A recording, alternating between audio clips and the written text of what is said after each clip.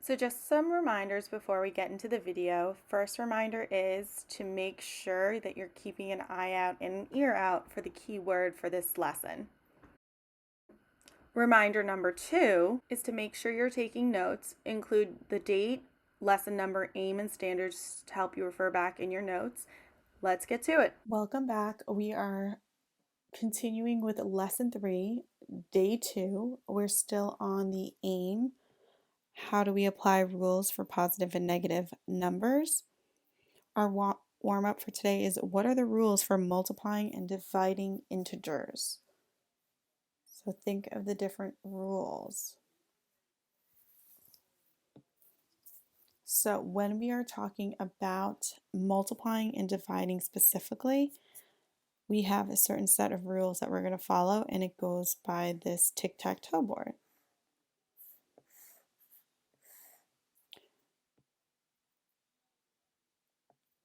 Okay, so you have your positive values down the diagonal. Okay, so if you have a positive and multiply or divide by a negative, your answer going across would be a negative. If you have a positive times a negative, it will be a negative. A negative divided or multiplied by a positive, your answer will be negative. Okay, now watch this. So a negative times a negative or divided by a negative will be a positive answer. Here you have a negative times a negative or divided by a negative will be a positive answer. This is an empty space. We have negative times positive will be a negative answer. But here we also have negative times negative is a positive. Positive times or divided by is positive. So tic-tac-toe will help you remember the rules for multiplying and dividing integers. So let's go to the notes. So circle double signs. That's going to help you. That's a strategy that you can use. So two negatives become positive. Different signs become negative.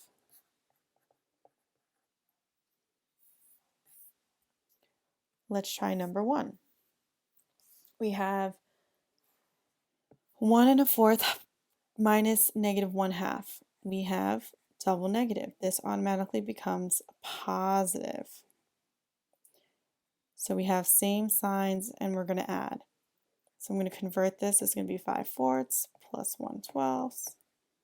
We're adding, so we need a common denominator.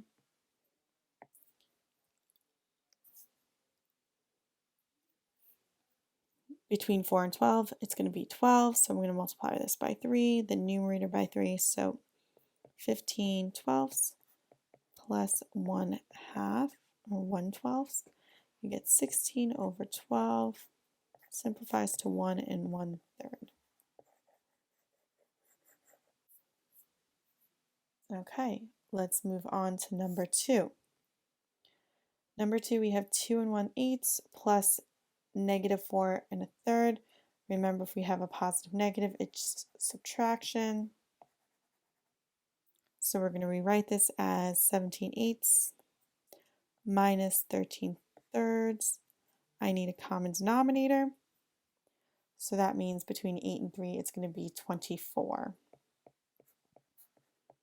So to get to 24, we multiply numerator and denominator on the left by 3, on the right by 8.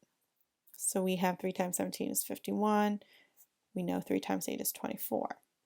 13 times 8 is going to be 104. 8 times 3 is 24.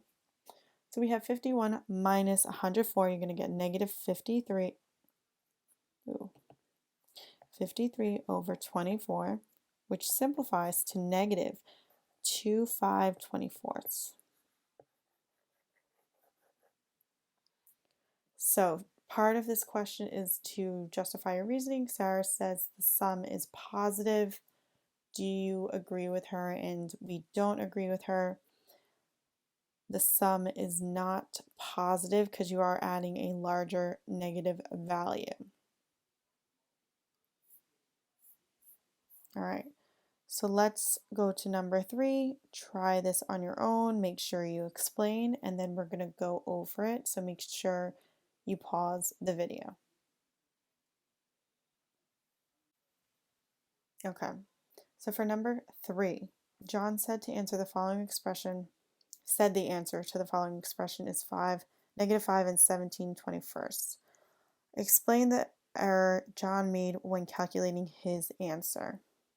Okay, so let's solve it. We have negative 2 1/7 minus negative 3 and 2/3.